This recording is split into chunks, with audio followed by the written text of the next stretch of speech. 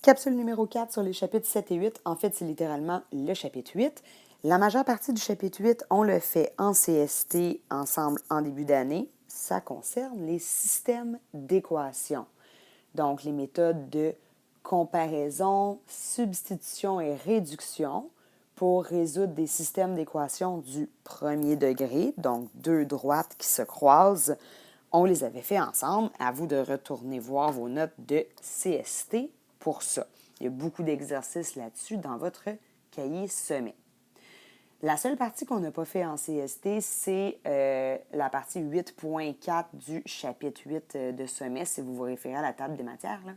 C'est les systèmes d'équations du premier et deuxième degré. Donc, quand on mixe une droite et une parabole dans le plan cartésien. Donc, si on a une droite et une parabole, il y a trois choses qui peuvent arriver. Soit qu'il n'y a aucune solution, donc si la droite, elle ne croise pas du tout la parabole, donc ça veut dire qu'il n'y a aucun point d'intersection, il n'y a pas de solution au système. Si la droite est tangente à la parabole, ça veut dire qu'elle la frôle vraiment juste à un point bien précis, on va avoir une seule solution, un seul point de rencontre. Ou la solution qui est quand même assez fréquente, c'est que la droite va croiser à deux reprises la parabole. Donc, il y a deux points d'intersection, il y a deux solutions au système.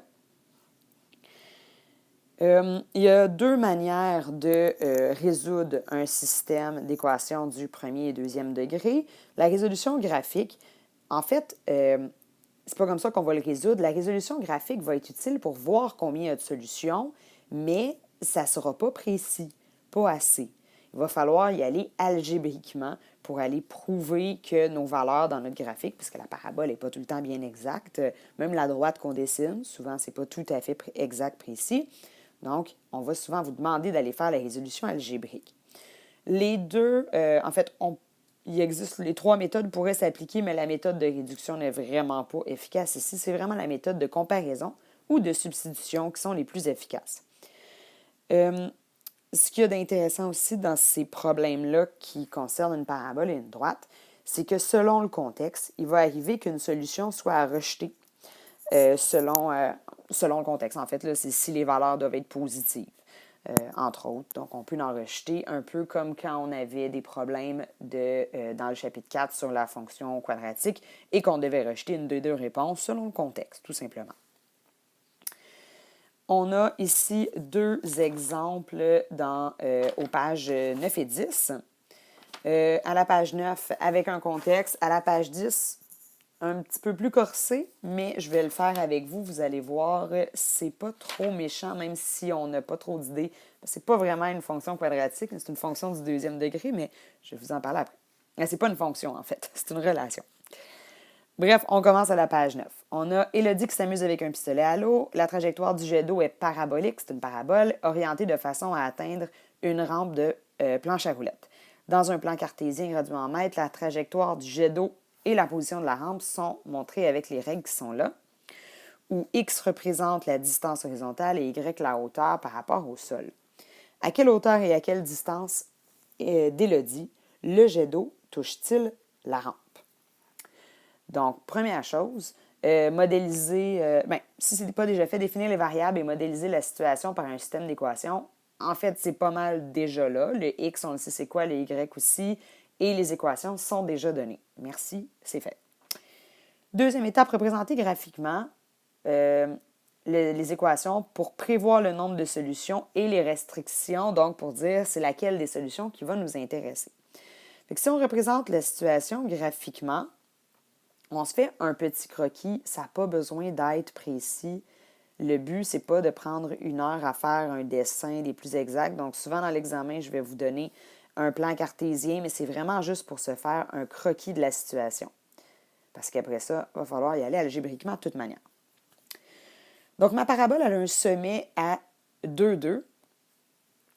Fait que je vais y aller comme ça. 1, 2, 3, 4, 1, 2. On le voit parce que la règle est sous la forme canonique. Et est orientée par en bas parce que ma parabole va vers le bas parce que mon A est négatif. Ça pourrait être intéressant d'aller calculer la valeur initiale si vous remplacez x par 0. Ça se calcule même mentalement. Là, si vous allez le chercher, ça va vous permettre d'être un peu plus précis. Donc, si on remplace x par 0, ça va faire moins 2 au carré, ça fait 4. Fois moins 1 quart, ça fait moins 1. Plus 2, ça fait 1. Ça va me permettre, avec ce point-là, d'aller être un petit peu plus précise dans mon dessin lorsque je fais ma parabole qui descend comme ça et qui descend ici comme ça. Elle devrait être à 1 à cet endroit-là aussi. Bon, ça me donne quand même une bonne idée de la chose. Et ma droite, la valeur initiale est moins 1 tiers et la pente est de 1 tiers. Ça veut dire que ça monte très tranquillement. Mais ça monte, cette droite-là. Donc, si je vais la dessiner, c'est vraiment pas précis, mon affaire. Là. Je ne sais pas si ça passe exactement par là ou pas. Là, fait que je vais y aller à peu près comme ça. Si je prolonge de l'autre côté un peu, bien, je me rends compte que tout ça, ce système-là, ma parabole et ma droite, ont 2 points d'intersection. Celui-ci et celui-là. Je m'imagine tout le temps que ça va à l'infini. Mais dans le contexte, le seul qui va m'intéresser, ça ne sera pas lui parce que là, si on est dans les valeurs négatives de hauteur puis de largeur, ça ne marche pas. Le seul qui va m'intéresser dans le contexte, ça va être celui-ci. Donc, algébriquement, il va falloir que ça me donne 2 réponses et je pourrais en rejeter une parce que, à cause du contexte. Voilà. Je vais aller algébriquement ici en utilisant la méthode de comparaison. Donc, c'est rendu à mon étape 3. Pour comparer, isoler une même variable dans les deux équations, y de préférence parce que dans la parabole, le y, c'est mieux que ce soit lui qui soit isolé, nécessairement. Et ensuite, poser y1 égale y2 pour résoudre. Puis là, ça devient une équation du deuxième degré. Fait que ça, c'est pour comparer. Fait que je vais avoir, si je mets ma parabole directement, là, moins 1 quart fois x moins 2 au carré plus 2 égale x sur 3 moins 1 tiers. Donc, c'est une équation du deuxième degré. Pour pouvoir aller la résoudre, je n'aurai pas le choix d'aller développer la partie de gauche de mon égalité et faire toutes les étapes qu'on faisait dans le chapitre de factorisation, puis dans le chapitre de la fonction quadratique. Donc, x moins 2 au carré, ça fait x2 moins 4x plus 4. Un binôme au carré. Je vais aller vraiment pas à pas. Éventuellement, je vais multiplier par 3 pour me débarrasser des tiers, mais ce n'est pas obligatoire tout de suite. Je distribue mon moins 1 quart, ça fait moins x2 sur 4 plus x moins 1, le plus 2 que je retranscris. Il va falloir que je mette tout ça égal à 0. Je vais tout envoyer à droite, comme ça que mon x2 va devenir positif, son coefficient. Donc, x2 sur 4. Je vais faire moins x de chaque bord. Fait que j'avais déjà 1 tiers de x. 1 tiers moins 1, ça fait moins 2 tiers. Fait que moins 2x sur 3. Moins 1 plus 2 ici, ça fait 1. Donc, je vais faire moins 1 de chaque côté. Ça va donner moins 1 tiers, moins 1, moins 4 tiers. Après ça, je vais aller faire... aller me débarrasser des fractions. Ça m'embête, tout ça. Je vais faire x4 partout. Moins 8x sur 3, moins 16 tiers. Et je vais faire x3 partout. J'attends que ça soit égal à 0. C'est beaucoup plus sûr. Rendu là, on peut utiliser la méthode de son choix. Donc, complétion de carré, pas nécessairement la meilleure idée. Hein? Beaucoup de gens se plantent à un moment donné dans la résolution avec la complétion. Mes meilleures recommandations, essaie de factoriser avec la méthode somme-produit. Si la méthode somme-produit ne marche pas, formule quadratique. C'est vraiment plus des valeurs sûres.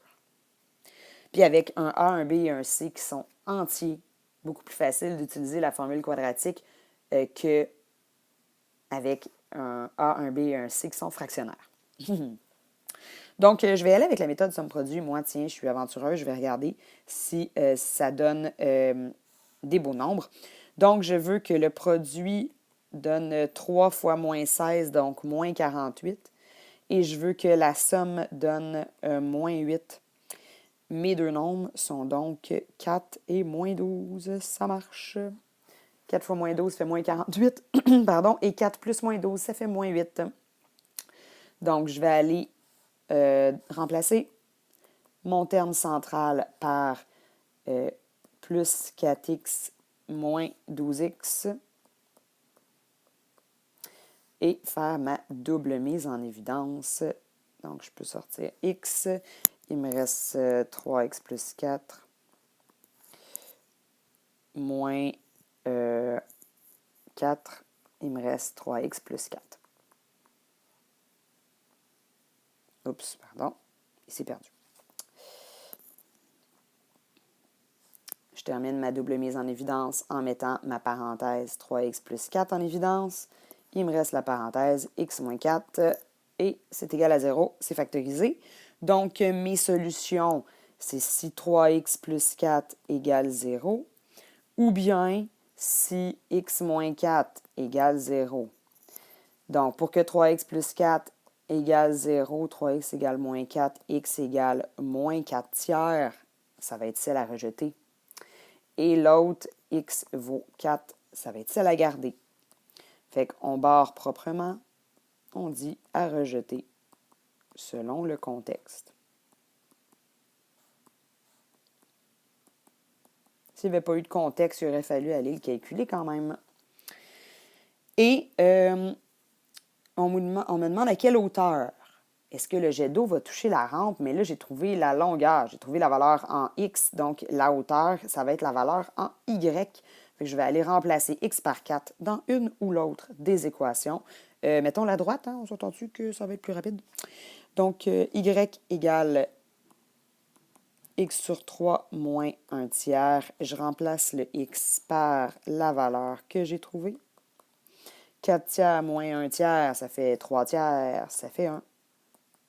Fait que la réponse, ça va être à quelle hauteur et à quelle distance d'Élodie. Donc, on va dire à 1 mètre de hauteur.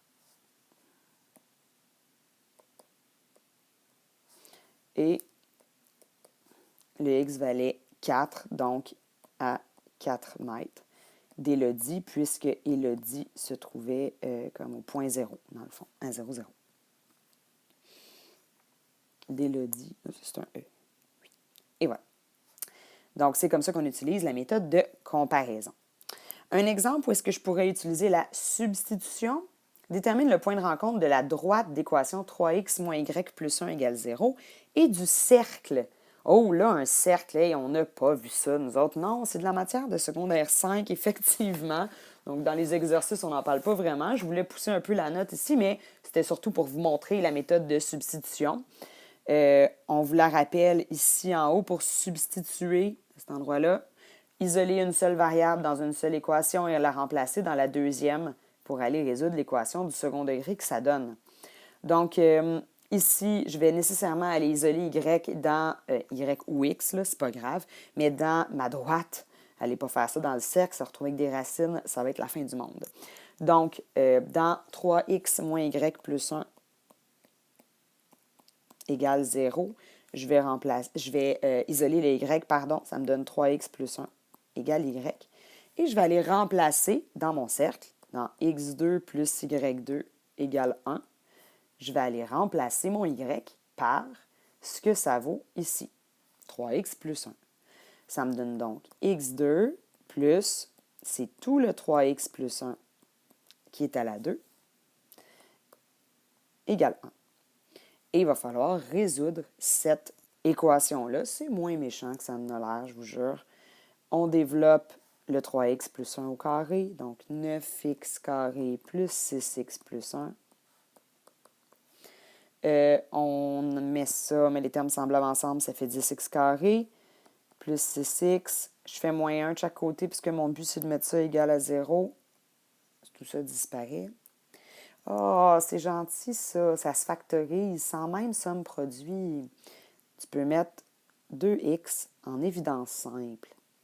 5x plus 3. C'est sympathique, ça. Des fois, ça arrive que la factorisation est facile. Donc, qu'est-ce qu'il faut pour que ça soit égal à 0? Soit que le x vaut 0, celui-là, hein, s'il vaut 0, tout ça vaut 0. Soit que 5x plus 3 vaut 0. Donc, 5x égale moins 3, x égale moins 3 cinquièmes. C'est les deux possibilités. Et donc, ça va être les deux points d'intersection. Ça, c'est x1, ça, c'est x2. Je vais aller remplacer x par chacune des valeurs dans la droite pour trouver ce que vaut y. Dans la droite, ça va être plus facile à calculer. Fait que j'ai 3x moins y plus 1 égale 0. Si je remplace x par 0 pour commencer, ça va me donner 0 moins y plus 1 égale 0. Donc, y, si tu l'envoies à l'autre bord, ça fait 1. Fait que mon premier point, ça va être le point 0, 1. Ici, si mon x vaut moins 3 cinquièmes, dans ma droite, 3x moins y plus 1 égale 0, je remplace x par moins 3 cinquièmes. Et je vais isoler y là-dedans. Fait que ça fait moins 9 cinquièmes. Je vais envoyer mon y de l'autre côté tout de suite. Donc, moins 9 cinquièmes plus 1, ça fait moins 4 cinquièmes. Et c'est ma valeur de y. Donc, mon deuxième point, c'était moins 3 cinquièmes, moins 4 cinquièmes. Donc, même si on ne connaît pas trop l'équation du cercle, si on ne l'a pas travaillé, parce que ce n'est pas une fonction, c'est pas une fonction du deuxième degré, c'est une relation, en fait, là, travaillée surtout en secondaire 5, mais vous êtes déjà capable, avec les connaissances que vous avez en système d'équation et en équation du deuxième degré, vous êtes supposé d'être capable de le faire aussi. Les exercices vont surtout porter sur la parabole et la droite, mais une fois de temps en temps,